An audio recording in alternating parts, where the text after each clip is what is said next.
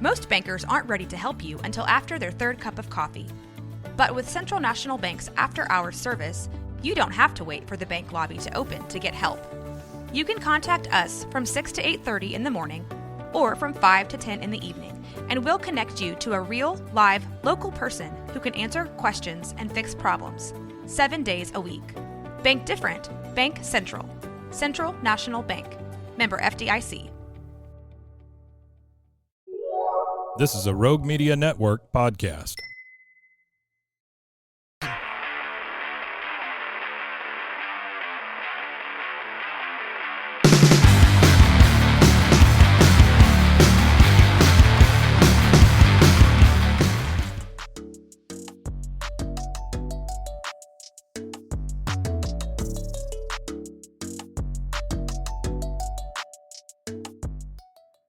Thank you for joining the Purpose Driven Sobriety podcast. My name is Kristine, and I'm an alcoholic. I want to thank Sally Payne for sponsoring this episode. Sally is a great friend to us in recovery. And Sally, I just appreciate your support so much. Finally, today as my guest, I have Mr. Pete Sousa. So thank you for coming here to talk to me. My pleasure. By the way, I'm Pete, an alcoholic. Hi, Pete. Yeah, I've known you for a minute. Mm-hmm. Yeah. Inside the rooms of recovery, and I have admired you. See, this goes to show my selfishness and self-centeredness. I've admired you because you're a lot like me. Yeah. Yeah. Right. I think I've admired you because you're like me. There you have it. Well, and I say that in the sense that I lived in shame for so long before I got sober that it was either I just come fully out in the middle stage or I die. I mean, I had to, I haven't practiced anonymity since the day I got sober, the minute I got sober. Me neither. I have just been out there because I had to, because I knew if I hid something, I would end up hiding me completely. And so, I've been out there, and so I love that about you. Just because there's still such a stereotype when we talk about alcoholism and addiction and stuff, that seeing someone that's successful, that is articulate and well put together, and they've had this struggle, just gives that person hope. And and you run your own podcast, and you're vocal about recovery. And I just love you so much, but I've never heard your story. So just like with you, we just tell what it was like, what happened, and what we're like now. So I want to hear all the things about you, Pete Sousa. So first of all, it is a great honor to be here, to be on this platform with you and to share this platform with you today. Amen. I can relate so much to what you said because I did have such shame as to who I was, and I'm starting to uncover all that now. That I believe the only way for my only way to heal has been to do it with accountability, right? Within the rooms of recovery and then outside of them too. There's something about going all in with. Yeah, I'm a sober person. Like if I'm having a conversation with you and there's an opportunity where that would come up, it's going to come up. Isn't it funny? Because I don't meet someone and go, okay, how can I tell them, or how can I?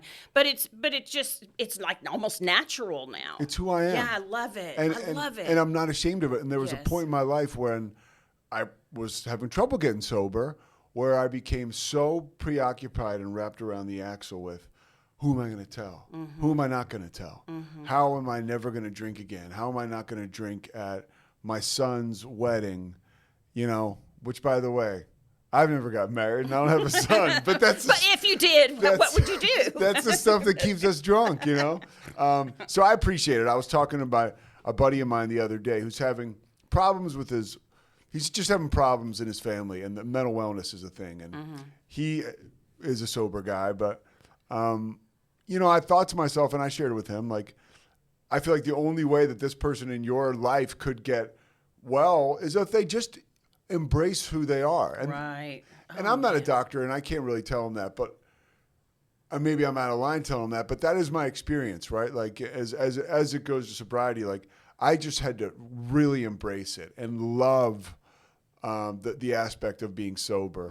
And when I started to love that, like, being an alcoholic and an addict wasn't all that bad. My story, like, to give you some context, was, there was nobody talked about drinking too much. My mom eventually did. My dad was an alcoholic. Oh, okay. Functional, like, as you would say, whatever that is. I know, right? We always cringe when we hear that word. It's like, were you really? You do, because there's no such thing as a functional alcoholic. That's because bullshit. because what do your relationships look like? Right. You know what I mean? What does it look like between your ears?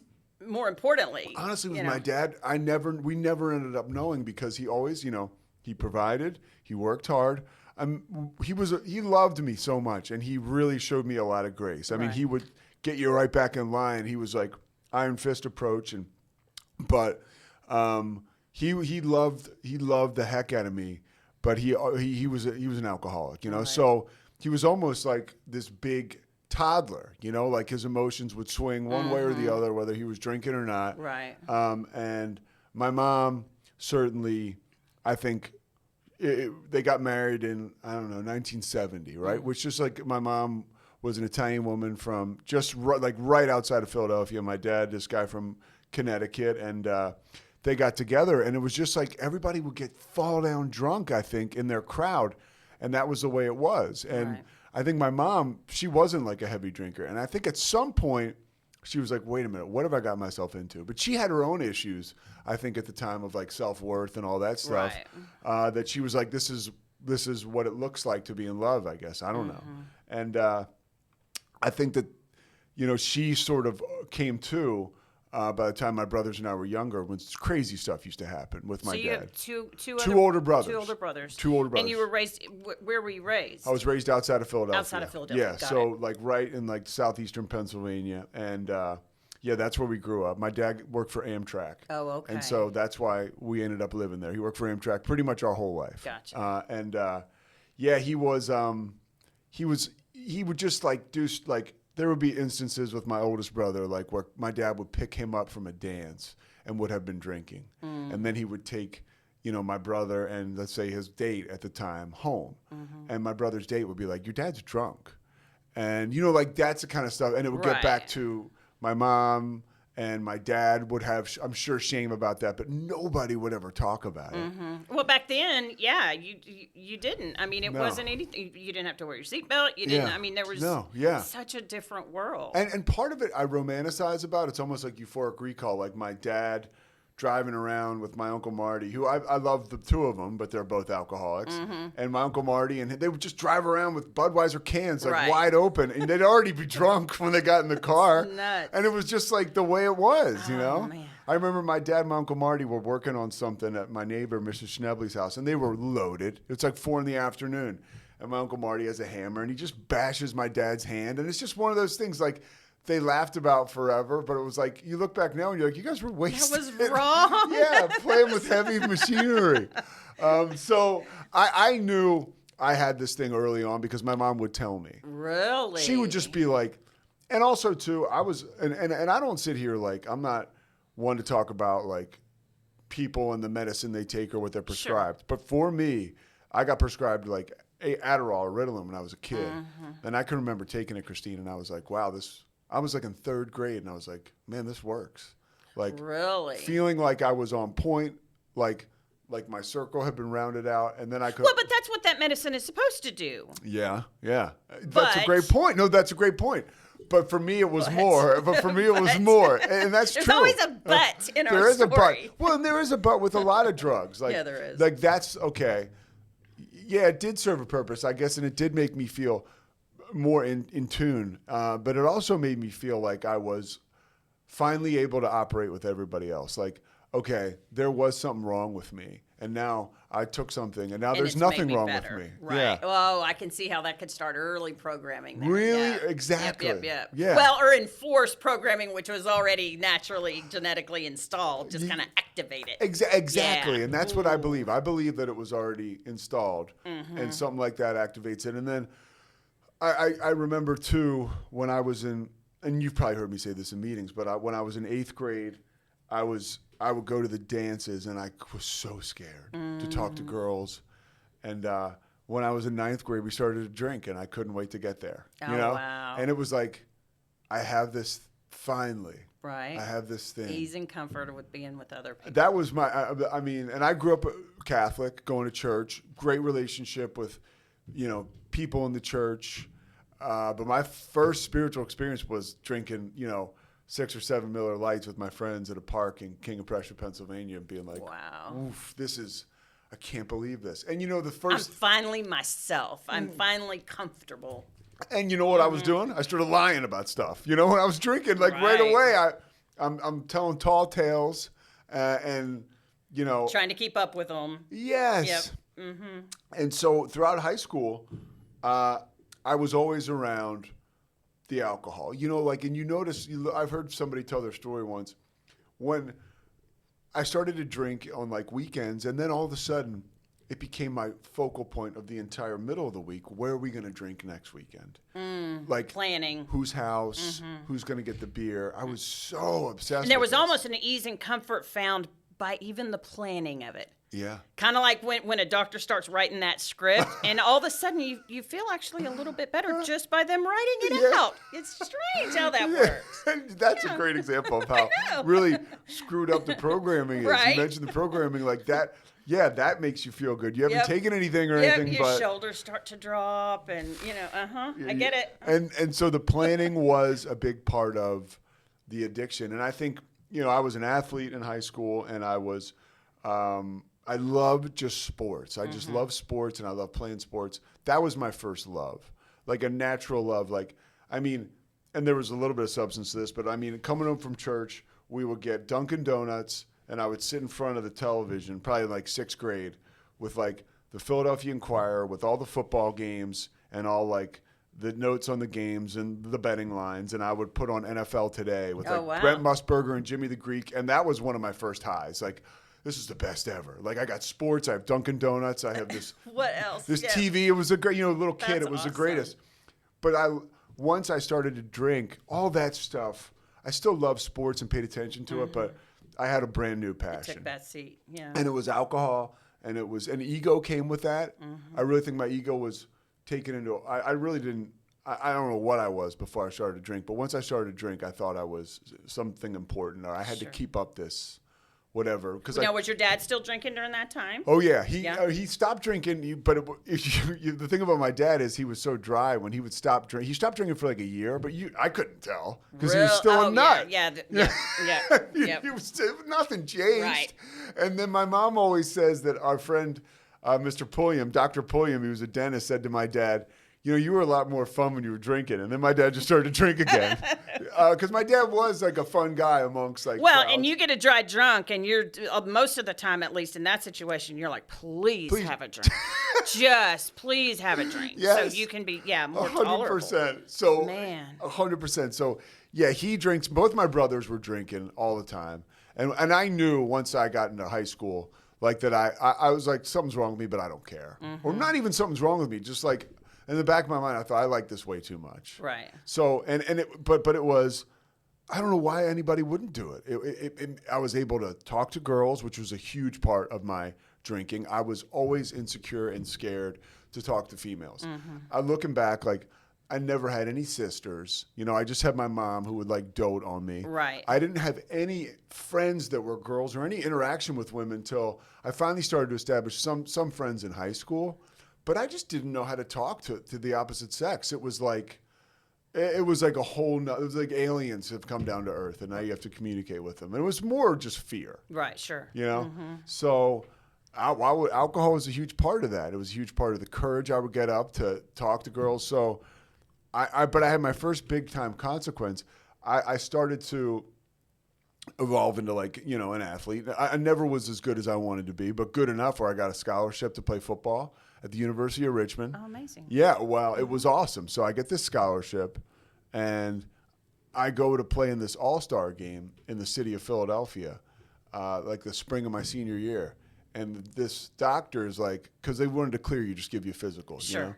And this doctor's like, hey, something's wrong. Your heart is beating funny. Let's get it checked out before we can clear you to play in this game. This is spring of 1995, almost summer, my senior year.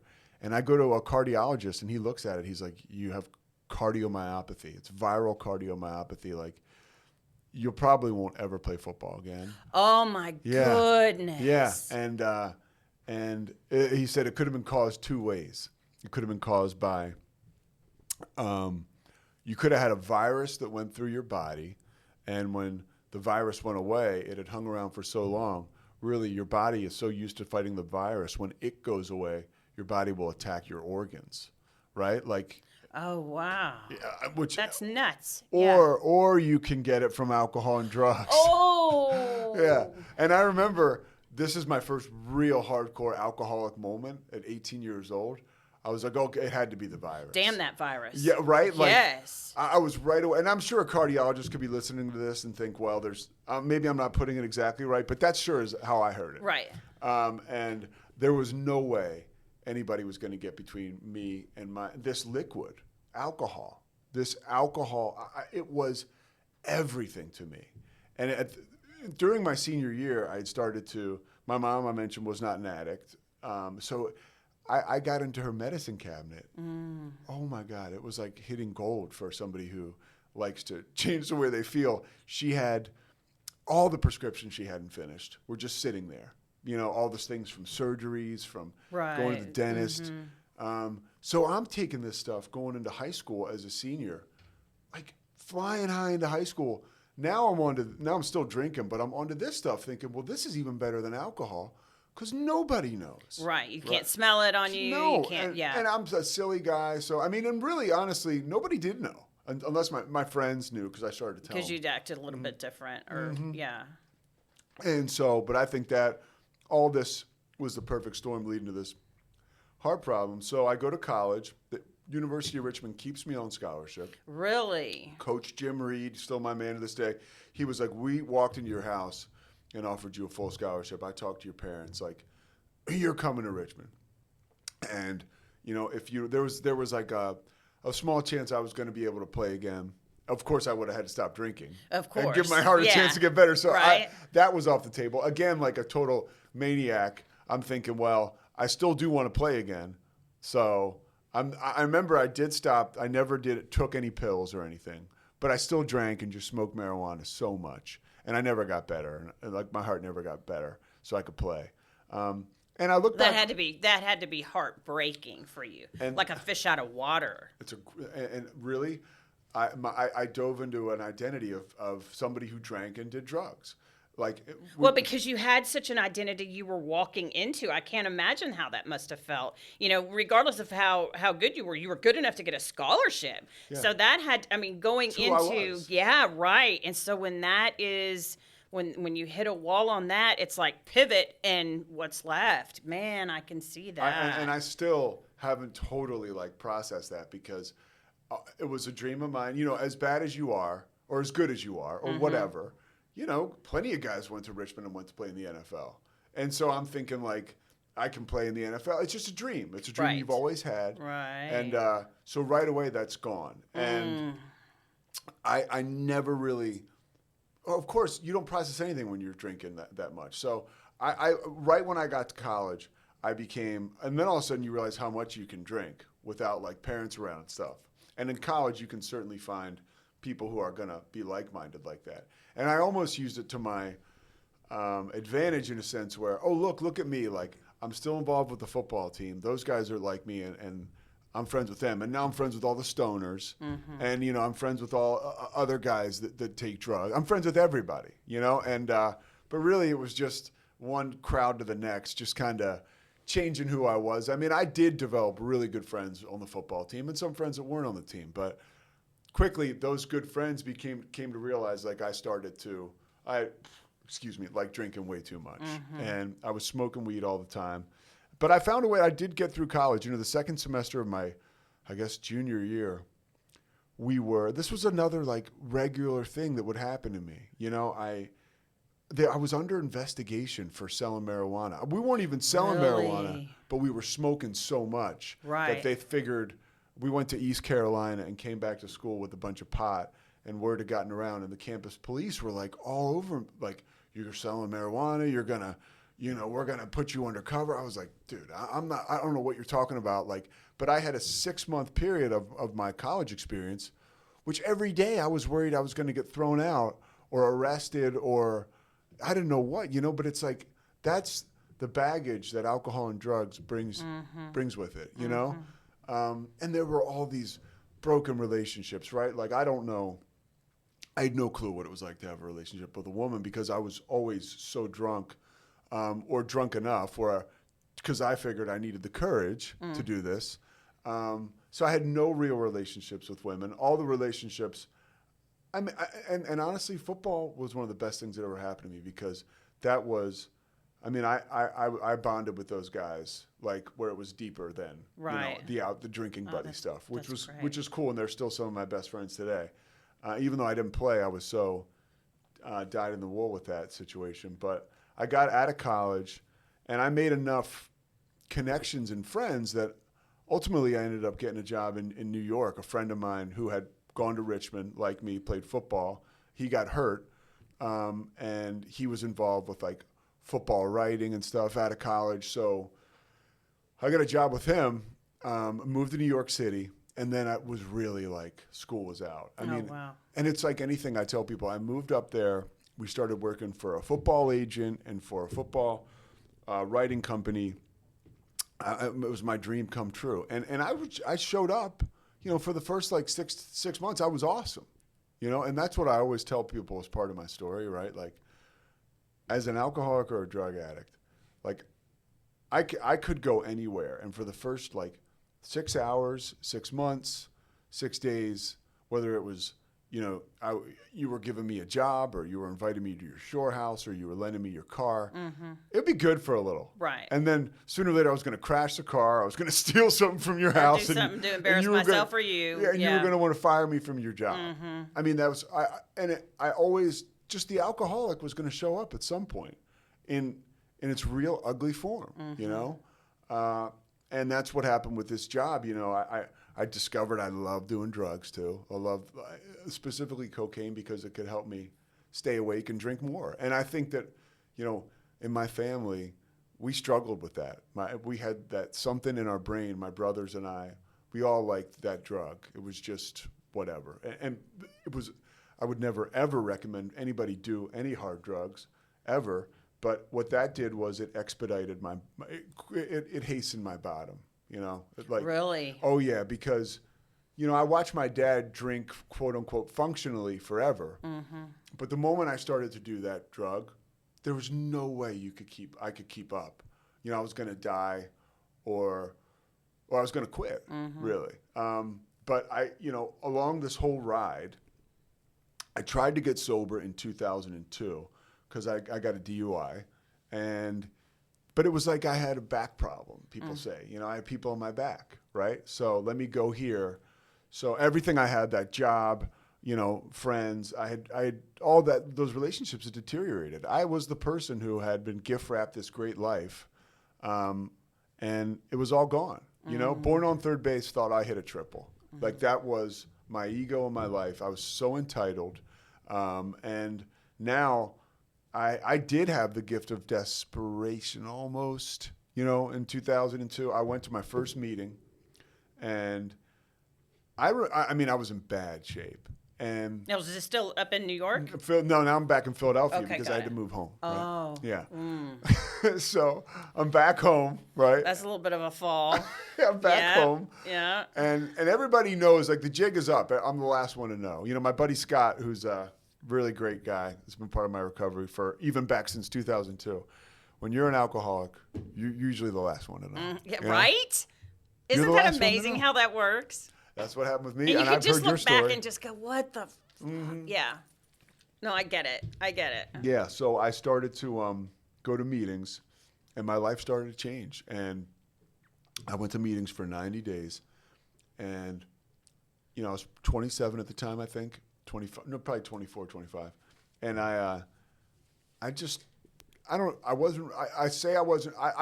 ever want to say I wasn't ready as an excuse for somebody else to say you aren't ready, right? Because I think the moment people set foot in an AA room, they have found home. Right. So, something in them is somewhat ready, but Yeah, but I was at a party and people were passing around weed, and I was like, well, I'll smoke weed and I won't drink. And for a while, that was fine. But like the moment that that part of my brain gets activated, I've experienced at some point, it's alcohol is going to break through. Yeah, see, that makes me nuts when people when someone will come in the room and they'll say they're sober but they still smoke weed, and it's like, okay, It's just not my deal. it shouldn't be.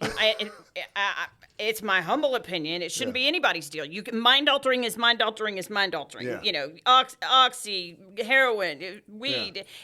When you go to change your state of mind, that's not ever going to be a good thing ultimately. I can't, when that comes up, you know, I can't sponsor you. You certainly can't be my sponsor. Mm-hmm. I mean, really, if we're going to be real, like, there's going to be a breakdown in our real abilities to talk about sobriety. You're just not going to be able to go where I want to go. It's like being kind of pregnant. You're either sober, clean sober, same damn thing. You're either that or you're not. Yeah, and I've been lucky enough that I'm surrounded by people like you, which are like, you know, I talk to a guy every morning, my buddy Murph, and, you know, you could say we're sort of hardcore alcoholics, and I'm less vocal about that side of it than he is, but he's like, dude, like we talk about what you're talking about. He's like, you're not fucking sober. No, like that's it. You're just not. Over. That's right. Yeah. So and you're right. If someone were to ask me to sponsor them and they're in that type of behavior, no, because you're right. I can't be real with you. No, I mean, because I never know if you're going to be in your proper mind or not. Well, yeah, like if I go over your house in the middle of the day That's and you're enabling. smoking weed or something, it's like that's just not in my program. Like as a sober person, I don't want to go. I don't even if you're not an addict. Like I'm not crazy about being around anybody smoking weed in front. You know what I mean? So that's a whole thing that So I was very wrong when I thought I could do that and stay sober. And I got a job in Colorado. And the moment the plane touched down, I was away from all of my support system. I started to drink again. And then it was like, I mean, the moment I drank, I went looking for hard drugs. Like, you know, it was like, so now I'm in that place. Not only am I going back to drinking, the moment I'm drunk, I'm like, I've heard Rob Lowe describe it, a sober guy, as like French fries and ketchup. Like if I was going to drink, I needed to get drugs too. You know what I mean? That was just the way my brain worked. And it wasn't like, you know, I didn't, just like being an addict, I didn't want that to be like what I thought, but I didn't even have any space to think about it. It was like literally like a dog, like drunk, drugs. What's next? You know what I mean? Like, well, and did it make your mind stagger when you realized, you know, because a lot of people have this this perception that once you stop and you're clean or sober for a little period of time and you start back, that you just kind of start over, right? you just start over, have one drink, and you know, the history of ever, at least that I've seen, is in a very short time you are exactly where you left off when whatever happened to make you stop for that brief period of time. And what you're 1,000% if right. not worse. And you are so committed to this lie that so the first night I drank, I remember I ran out looking for drugs, got some. I remember my buddy Joe, who knew that I had a problem, was like, he found me doing the drugs, and you know, he was a young guy. He didn't know. He's like, you got to learn to walk before you can run. He like took him away. You know, I don't know. You're doing it wrong. Yeah, and I was just like, okay, whatever. You know, either way, he was right in one form or another. But I can remember the night after that episode where I went looking for drugs. I went to Chili's with a couple of my friends, and I had 3 beers, and I was laughing. And I went home and I didn't drink anymore. And so now I was okay. I'm okay. Well, that's pretty normal. Yeah, I'm okay. Hey. Yeah, like so you hang on to that Chili's night for the rest of your life. Right. There was a time. Yeah. So and that'll keep you drunk for the rest of your life, really. So, but I started to drink again, and I give my parents such credit. My dad, you know, I told them, because I was such an alcoholic when I started to go to meetings in 2002. I'd become such a wreck that I can remember. Now I'm sitting in front of you. I look okay, right? I look normal. I have a job, and I'm home for Christmas, and I make this like I'm going to start to drink again, just so you guys know. Like, AA is not for me. And I remember my dad was like, just sitting there. He's like, you're going to go down the drain again. I remember that. No. Yeah. And my mom, you know, just being like, I remember everybody was so disappointed. Just disappointed is the word. And it didn't matter. I was, Right. I was going to do what I was going to do. And I went back out there and put together a solid 9 years of just hardcore drinking and using, and jobs, big or small. I would always kind of blow them up. I worked in the NBA for a while. I did public relations, and I thought, that enabled me to earn. I was entitled to party all the time with that. I was going to party anyways, right? But I thought that now you certainly couldn't give me any crap about my partying because I have a job. It comes and with the it's a good territory. job. Yeah. Yeah. And the drugs are the same deal.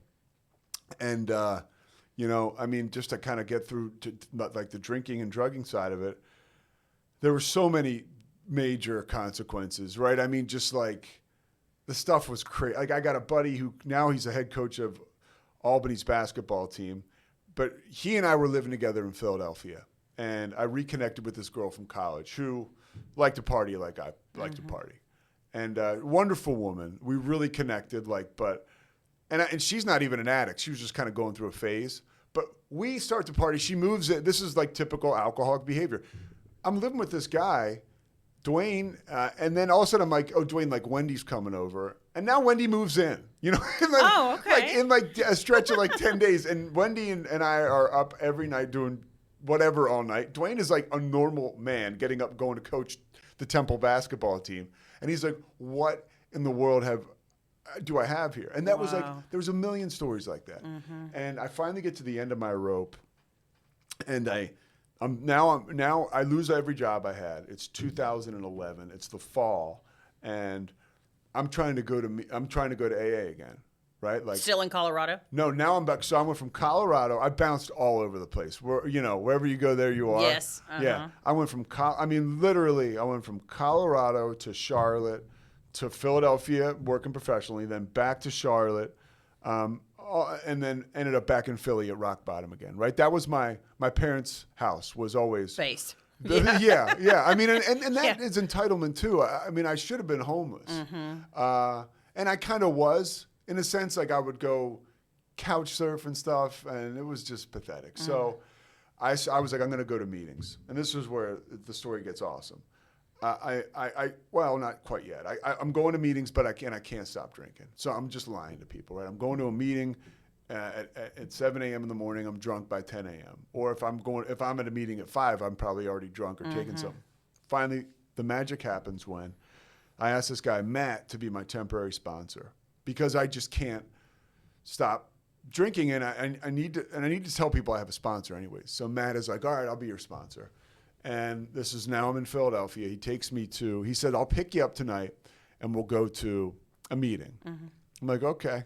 He picked me up. He's like, we're not going to go to a meeting. We're going to go to dinner. And I remember thinking like, ugh, I have to now I'm sitting across from you. Right. Right. And if I was drunk or on drugs, you'd probably pick it up, especially if the topic of our dinner was around drinking and drugs. So now I'm like, I'm drunk, I'm taking some drugs, and I got to sit across from this guy. And he's telling me his story. He's just telling me his story, and he's like, he gets done. And he'd only been sober for a year. And he's like, you should go to rehab. And I remember thinking okay. Really? It was like, now, you can't see it, but Kristine and I are sitting next to a window here at the Rogue Media Studios at the Alco building. And it was like the window opened up. God opened up the window, the last window for me, just a tiny bit. And I just rolled through and fell on the other side. And that moment changed my entire life. Now I went home. I told my parents, who I'm living with in my early 30s, hands on my hips, like, I've got an idea. I need to go to rehab. And they're like, thank God, dude. Wow. So of course, in true alcoholic fashion, I'm like, give me a week, And of course, I got to get ready. Yeah. So Get my affairs in order. I had no affairs. No, right? My affairs in order is my favorite line of all time. I know. I'm happy you I said did that. the same one. I had to get my affairs in order. Yeah. So I left a message on my voicemail. I had no job, nothing going. And I said that I was out of the country on assignment for a month, when I went to rehab, so people would, not think I was have no rehab. idea. Yep. Yeah, everybody knew. So I go to rehab, and everything changed for me. And again, I've seen AA work for people right away. You know, you go to meetings. I mean, my brother Kevin, my brother Michael, my friend Murph. I get to tell you people in my life. My brother Kevin just passed away, and we'll talk about that. But he was a guy who went to meetings and got it. And he actually went to treatment and didn't get it, which shows, like, you know, when he finally... Same thing here, when he was ready, when you're ready, there's nothing anybody can tell you wrong. Right. And when you're not ready, nobody can say anything Exactly. right. And for whatever reason, when that guy said that to me, I was ready. And I went to treatment, and I just bought in. Like, like all that stuff...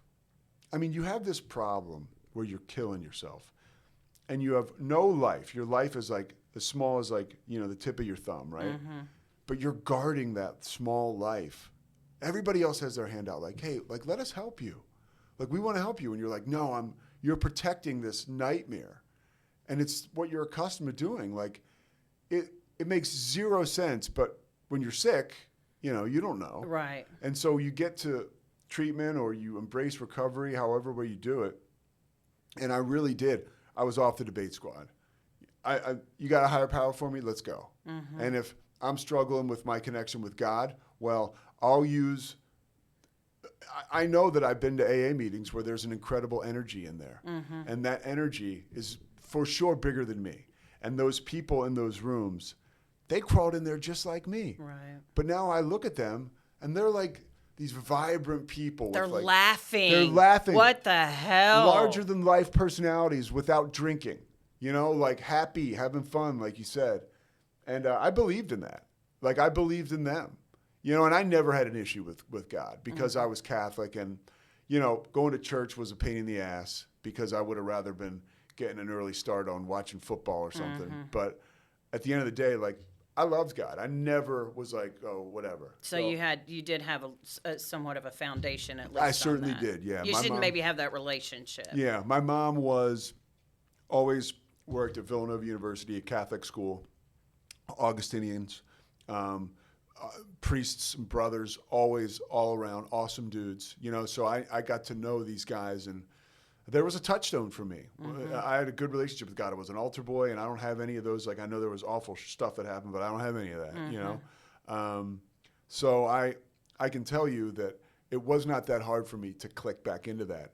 One, because I had that foundation, but forget even having that foundation. I was desperate. Right. You know, so it's like, what do you got for me? And I started to follow directions a bit. One first big thing that happened for me in recovery that was a big turning point was I was dating a girl at the time. She was not good news. I wasn't good news when I went to treatment. This girl was not good news. She was sick like me. And she came to the rehab where I went, and she was looking through her phone, and a picture came up or a text message from a guy. I was like, well, who's the guy? Let me see the phone. You know, I'm 14 days sober, and now I'm retreating back into the guy I was before I came in. And I remember I'm sitting in a chapel at the place I went to rehab, Karen, great place, and very like spiritually faith-based, but it's, you know, if you need to get sober, go there. And I just remember thinking, like, probably asking God for strength, and then being like, hey, saying to her, like, I'd like you to leave. It's just not, this isn't like. Wow. And wouldn't you believe, like, she got up and she left. I mean, it was a bit of like a thing for a second. I remember I was talking to my buddy Chris. He's like, is your girlfriend, does she have the dark hair? I was like, yeah. He's like, she's coming back up this hill. I was like, oh my gosh. Wow. But she left, and I was my first experience with an esteemable act. Doing the right thing in the moment. For you. Yeah. And Yeah. it felt awesome. Wow. Every time before that, I had always had to drink or take something or do something for as far back as I could remember. If there was a guy who I knew I had to fight, I was going to get drunk first before I was going to try to kick his ass. If there was a girl that I wanted to date, I was going to get drunk first before I could take her out. Right. I mean, that was the story of my life. So, and I, you know, it was all, you're just driven by 100 forms of fear. And so I got finished treatment, like my 30 days were up, and another one of my first, like, walking through a huge door with God was they told me I needed to go somewhere else. Like, you're not ready to go home, dude. Like, you don't have a job. You know, you really don't have a place to live. You have no money. Like, there's a recovery house you should go to that we can set you up in. And I was like, okay, I'll go. Like, I fought it for a little bit, and then I was like, all right, I'll go. So now all of a sudden, well, you're a grown man, right, when you're 18. But I'm now 33 or 32, and I'm living in this halfway house with, like, it might as well have been 50 other guys. It was probably 10, but it seemed like guys were, I opened up my top drawer in my room that I shared with 2 other dudes when I got there, and there was a dried out bowl of SpaghettiOs in the top drawer. Wow. I remember thinking, shit, man. This is where I've landed. Did it feel like punishment? No, it felt like part of the process. Okay. It truly did, because Okay. at that point I had bought into like recovery, and I wanted to be sober. So it felt like this was. You're willing to do what was I was willing to suggested. go to any lengths. Gotcha. The first night I kind of pitched a fit where I tried to get out of there. Like, I remember I'm trying to go to bed, and this guy pops up and he starts smoking cigarettes in the room, like almost smoking in his sleep. Mm-hmm. And the guy below me is snoring like a chainsaw. And I remember being like, I don't know about this. You're in rehab. You're in a nice room with like everything. And you're sober, Yes. which means every nerve in your body has been frayed. Yes, and you're exactly. You're like a live wire. Not your complete best self, but you're sober. Yes, and so Yeah. I was like, I got to get out of here. We couldn't use the internet or computers, but there was a work resource center we could go to in the town of Bel Air, Maryland, where we were outside of Baltimore. So I was like using this resource center to send out emails to whatever, like you're not supposed to do. And I remember the subject heading on my Hotmail at the time was, I got to get out of here. And it was an email to my brother, like a Hail Mary, like, you got to get me out of here. And this woman was like, break me out. This woman was like, you had to be looking for a job. And they're like, excuse me, sir, you're going to have to leave. I was like, okay. Because, she saw that I was writing a personal email. Busted. So that was a moment where, I probably another turning point. I ended up, another big moment for me in that halfway house was like, you had to get a job to live there, Kristine. Like, they were going to kick you out unless you got a job. And everybody's working at like McDonald's or Starbucks. I remember one guy had a job at the mall at Hollister. Mm-hmm. And you would have thought he was like the host of The Tonight Show. It was like the greatest job ever. Marwan works at Hollister. Like, oh my God. So I went to Hollister. I couldn't get the job there. I couldn't get a job at Dick's Sports. I couldn't get a job. There was a job I tried to get. There was a guy that looked like the Statue of Liberty. He dressed up like the Statue of Liberty on the side of the road. This place called Liberty Taxes, yep. And I was like, hey, can I get a job there? And this guy was like, no, like, like we got it. We're good. We got guys. And I was like, okay. I remember I was leaving. It was like 40 degrees in Maryland in January. He's like, you can come back in a week. He's like, they usually quit, the Statue of Liberty guys.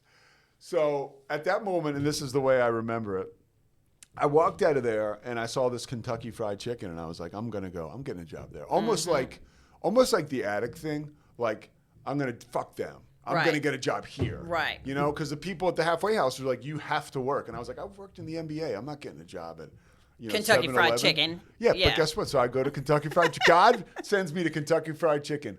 I believe this is like a spiritual journey. I sit in front of this woman. Her name is Sharika.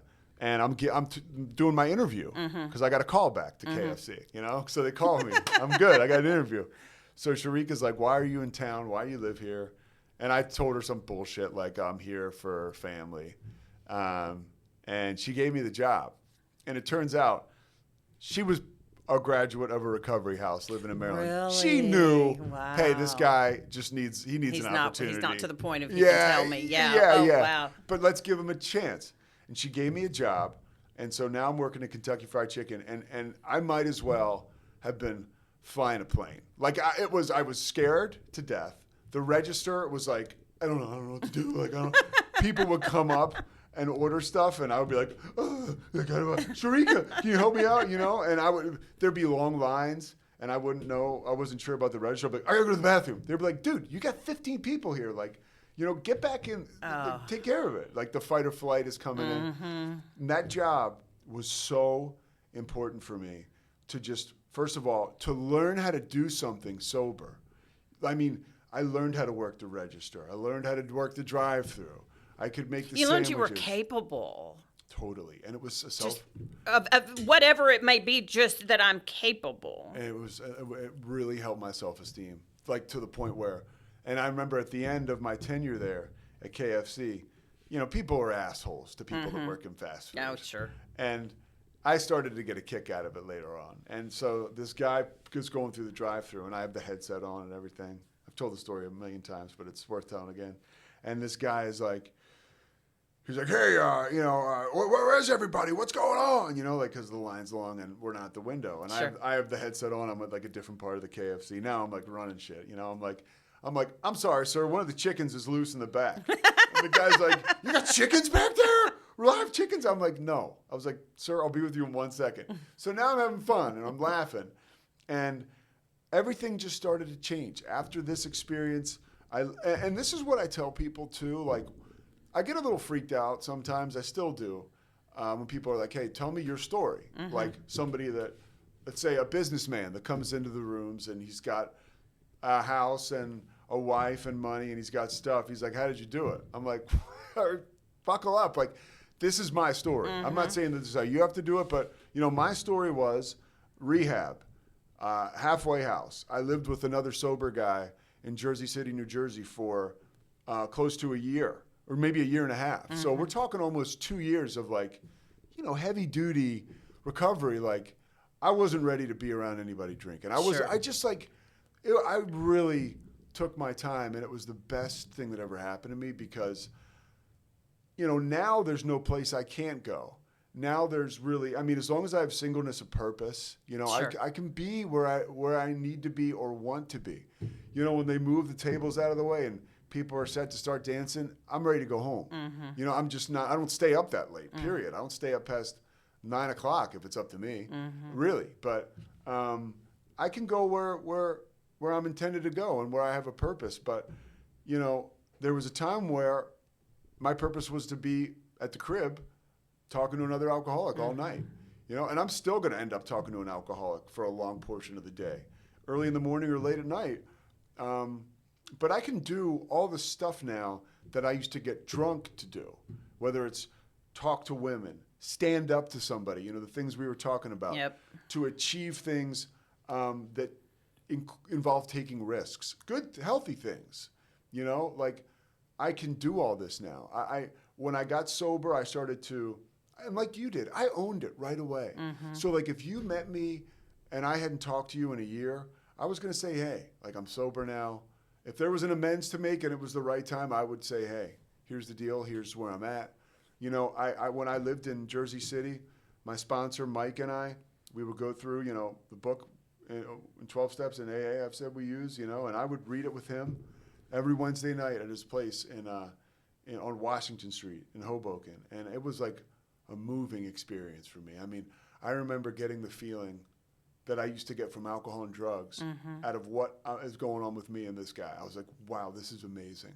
And I would leave his apartment. I'd be like sky high from being vulnerable with another guy, telling him exactly what was going on with me finally, and being able to, I guess, just relate, Just being authentic. Yeah, without anything else. Yeah. Because that's not authentic, taking something to do something, right? But yeah, and I started to get back into working in sports.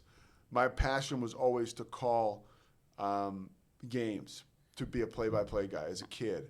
And I ended up making amends to people that I'd worked for in the past in working in sports where I was back on that path. And I was calling games, and I was living in a hotel in Massachusetts, going to meetings all the time, just throwing everything I had into this purpose. Opportunities came and they went, right? That's sobriety. It's not all unicorns and rainbows, Right. And ultimately, I remember, I ended up started working in TV news, and I tell this story because it's kind of like the KFC. I had gotten a job in TV news on account of the fact that I was kind of good talking live, right? But when I started to do TV news, they would put a camera or they would put a teleprompter in front of you and you had to read. Well, I'm dyslexic. That was horrifying for me. Oh, wow. So I started to do this job, and I was terrible at it. And I'm failing like out loud. Now I'm in Northeast Louisiana. It's not like I'm on NBC News every night. Sure. But might as well, if it's 15 people, it might as well be 15 It's million. enough, right. And I'm struggling to read, but I'm like so dialed in and believing in my ability to go through stuff and overcome it. I'm like, I'll get this. And I did.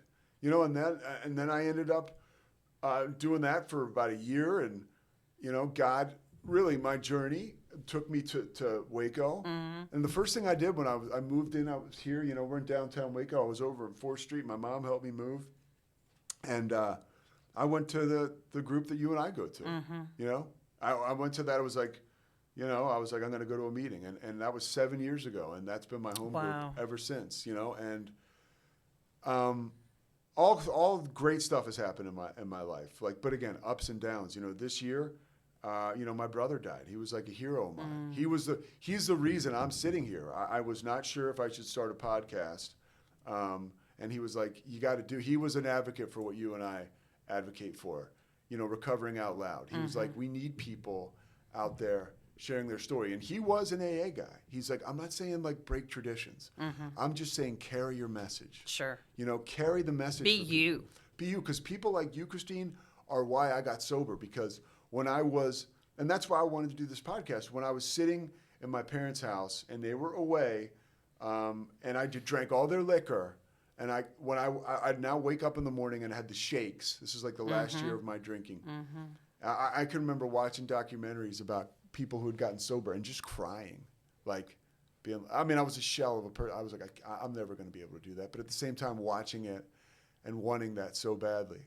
And those voices that were out there for me to see, celebrities or whoever, notable people, I was like, they can do it. Chris Mullin can do it. The basketball player, I can do it.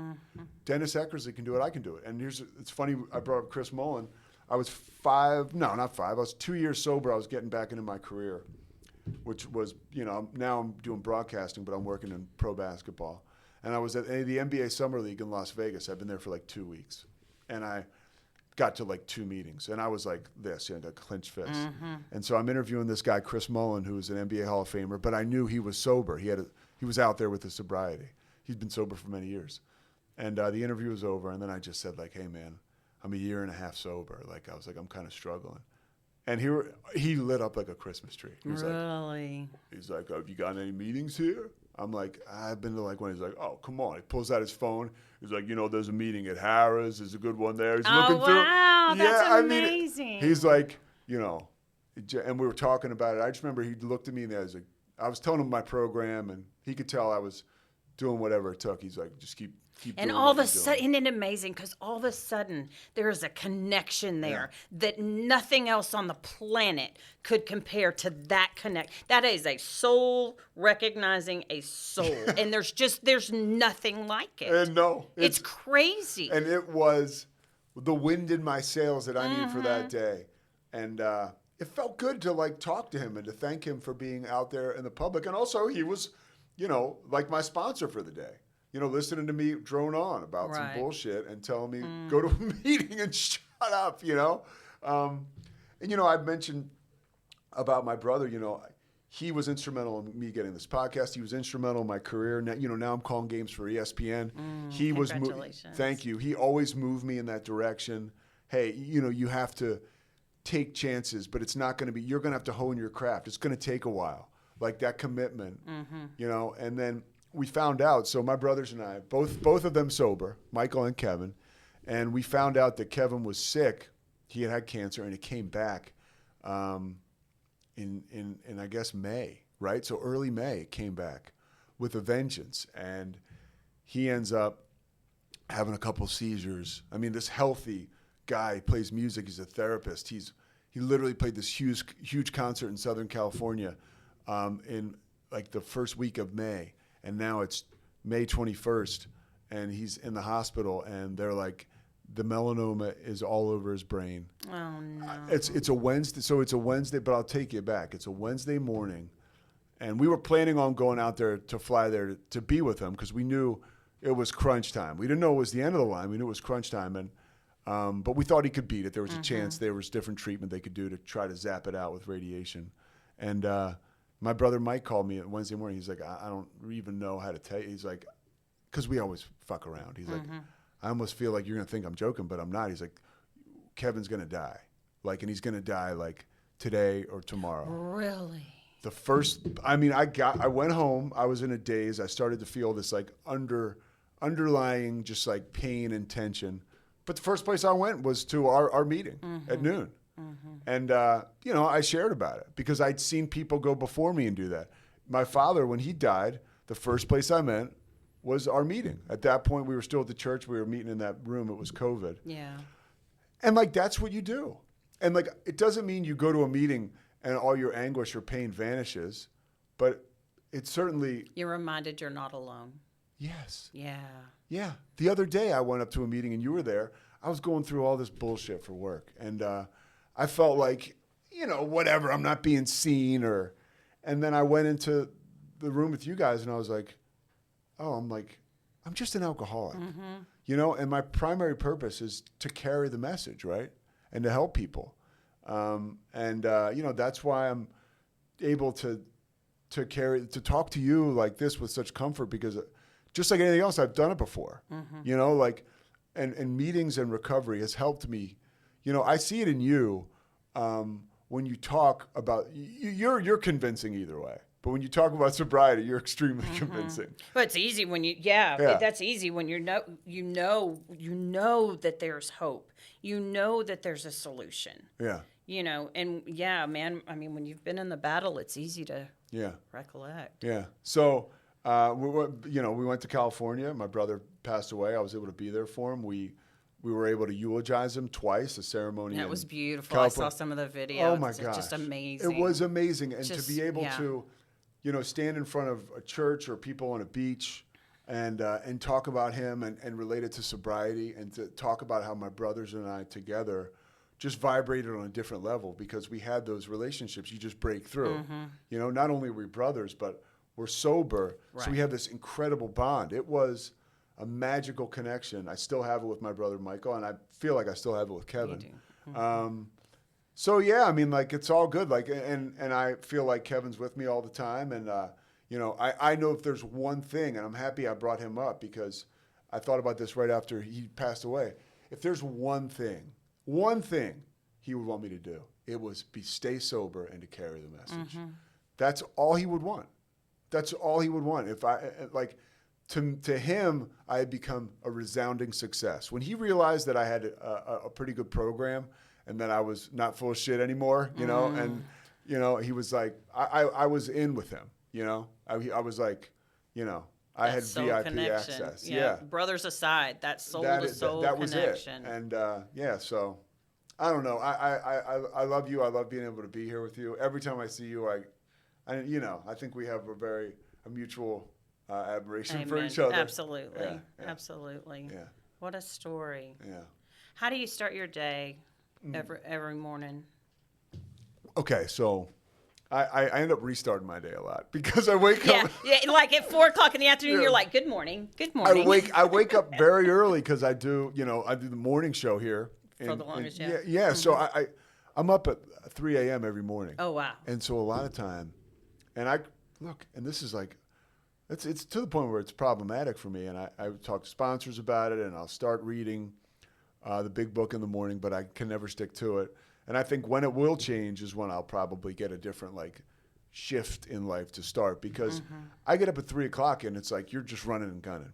Now I get to work, and I usually am able to start practicing the principles of sobriety there, because I'm interacting with other people. And usually, you get an opportunity. I get opportunities, and I get an opportunity to share what we have with other people. But I mean, as you would say, how do I really start my morning? Well, at 3 a.m. to 7 a.m., I'm really kind of locked in work mode for 4 hours. Hopefully for that 4 hour period, I don't blow up anything. And then at 7:30, I usually talk to my friend Murph, who's in AA, and we talk every morning for at least, he's actually out hunting right now in the woods somewhere. So he's kind of off the grid for a little while. Sure. But he just today he went, but we talk every morning for, it could be 20 minutes to 40 minutes. Oh, wow. Really kind of getting into, or it could be 10 minutes, but in getting into, if I get off the phone with him and I haven't told him something that's top of my mind, I officially have a secret, which is no bueno for me. Sure. If I got, and it's one of those things he and he'll give me shit about, I'll have problems with relationships or with and he'll call me on the carpet for it. So I know if I have something like I got to tell him about it. You don't want to hear the truth. Yeah. Yeah. If you hadn't told him, then Yeah. you're hiding from some kind of truth. 100%. Yep. So that is really how I start my day. It's like there's a conversation with another sober guy who I'm 100% accountable to, and he's not my sponsor. And he knows he's not. You know what I mean? He doesn't think he is, and I don't think he is. I have a sponsor, but that's a relationship I'm really lucky to have. Well, that's a spiritual partner. And even people that I talk to that aren't working a program, I say, if you don't have a spiritual partner, someone that you have given authority to call you on your shit, and I'm not talking about a sponsor. I'm not talking about a spouse. I'm not talking about I'm talking about a person who doesn't have a dog in your fight, if you will, that will say to you, maybe you're being a little selfish, or have you thought of it this way? And you don't get defensive. Yeah. I think everyone should have a spiritual partner. Yeah. There's certain things you can't or won't say to a spouse or a family member or something, and carrying those secrets, man. I don't care if you're an addict or not, will make you sick in some form or fashion. Yeah.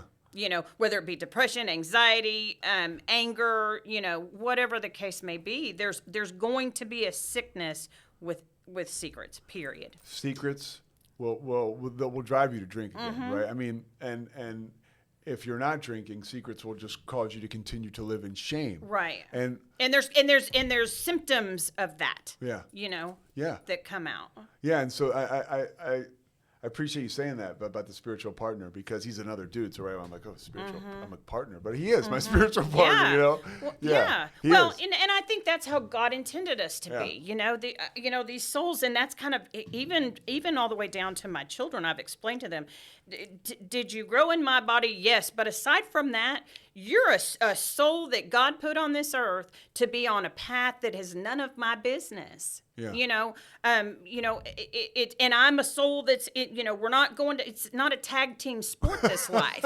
It's not. But if you can have another soul that you don't have that human connection with, that can share things with you, there's just nothing like that to unburden yourself, with a trusted person. Yeah. There's just nothing like it. Well, and it's hard to come by. Do you think? I mean, it's hard. Oh, 100%. I mean, well, shit, look what it took for us to, that's what to me, that's what a sponsor is a spiritual partner. Look what it took for me to even consider. And then I held back, I don't know how much from her for the longest, until she was finally like, I'm sick of your shit. Yeah. Tell me the thing. What did she say? Part of your story, I'm sure you've said it a bunch on here. So you were in the parking lot, and there's something that she asked you, or she asked me to. Well, you were losing your mind. That was the day, March 14, 2012, that I had out in China Spring, Texas. I had that morning I got up and I was gathering all the pills I could find. I was going to check out. I was out. I was done. I could not stand me any longer. I just couldn't. And I needed to put me out of my family's misery.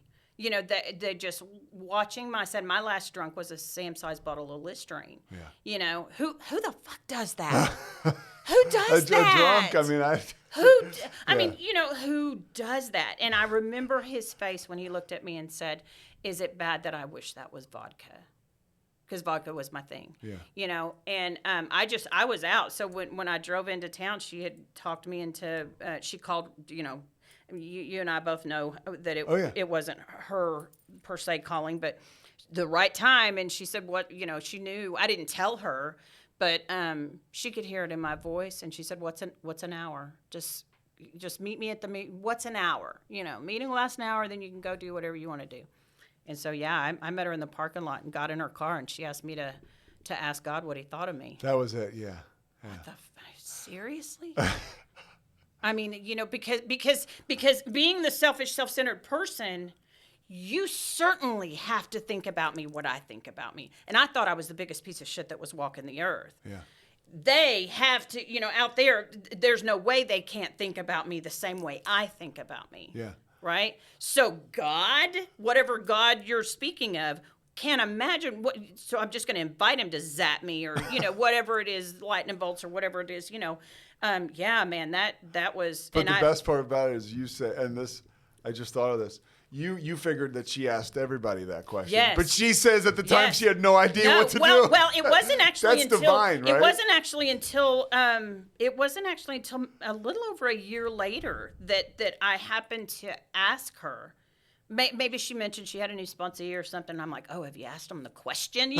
Thinking it. She's like, I had never done that before, because I remember when I did. Knowing the two of the characters in the I know, story, right? I love the two of you. But It's so you got to awesome. imagine, I'm sitting in the passenger seat, and I'm wailing. I'm just so distraught, and she's going, I want you to, in her calm voice, because you do know her, which I want you to ask God what He thinks about you.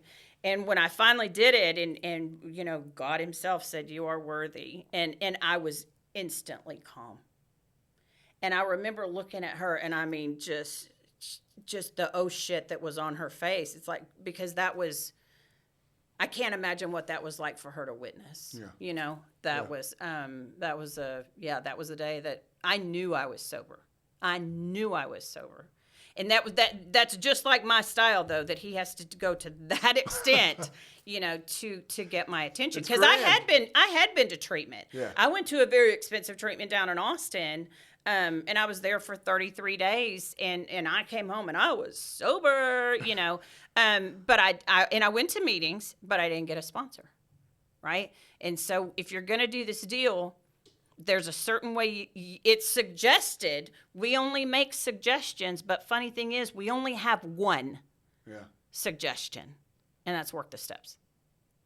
Only one suggestion. Which changed your life. Oh, yeah, and it wasn't, and shortly after, I didn't get a sponsor, and within 6 months, I'm drinking Listerine. Passing out, going into seizures, and I hadn't had enough. Right? And I thought I didn't know at the time the difference between sobriety and recovery. I had no clue the major difference. I don't want to be sober. I want to be in recovery. Yeah. Right? Yeah. Because alcohol was my solution. You take my solution away, I want to eat a bullet. Yeah. Right? Recovery is where it's at. And if you just want to shove it down people's throats when you're, it's like, don't you know? No, shit. I'm the one that was out in China Spring, Texas drinking Listerine. I didn't know. Yeah. It just, the whole, it takes what it takes. And damn, it's just, if people knew, and going through the steps, thinking that I had this, my sponsor, when I told her certain things, that she'd run screaming for the cops, or a loony bin to come put a funny jacket on me or something. But to see that the boogeyman was nothing as big as what I'd made it. Yeah. Nothing. For me to say something to her and just kind of grab onto the table, and she goes, "Oh, girl. that ain't nothing."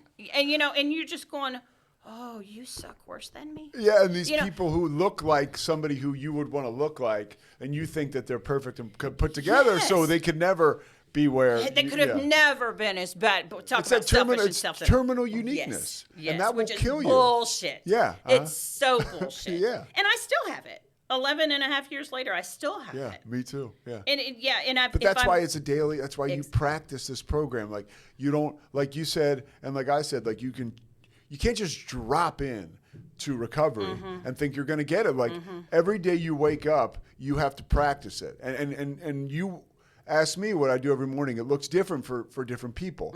But if you don't practice this way of life in one way or another, hopefully more ways than one every day, you will drink again. That's my experience. That's exactly right. You will drink again. 100% of the time, 100% of the time, you ask someone who has relapsed, what happened?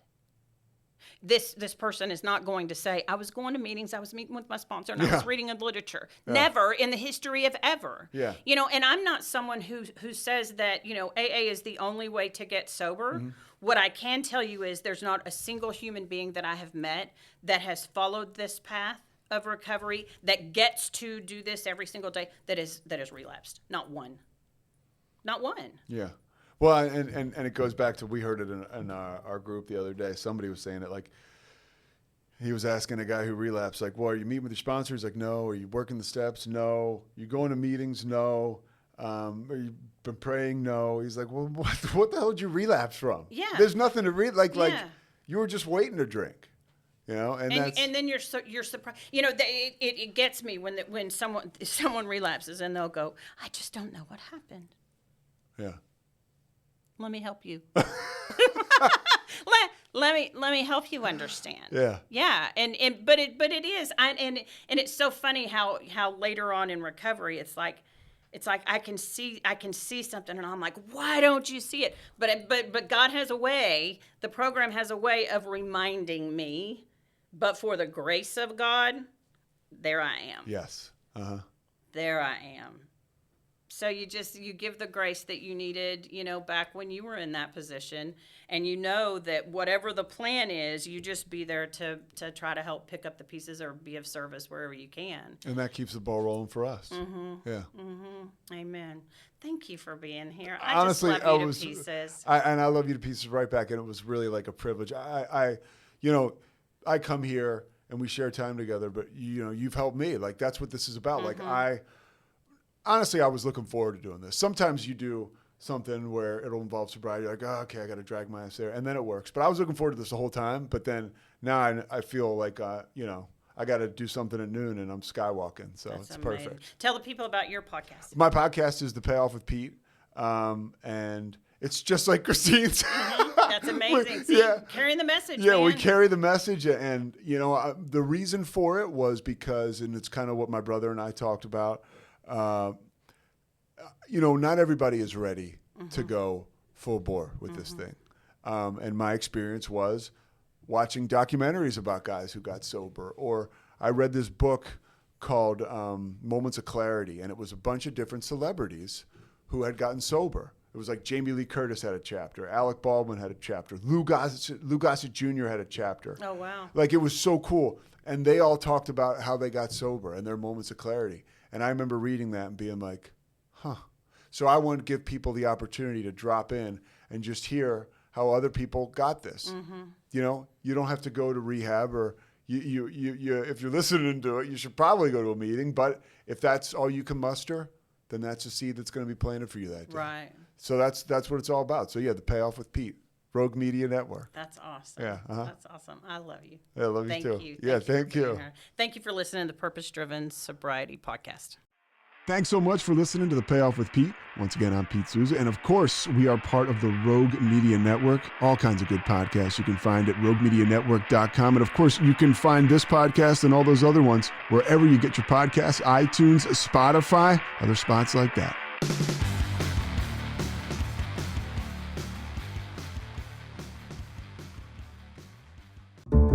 This has been a Rogue Media Network production.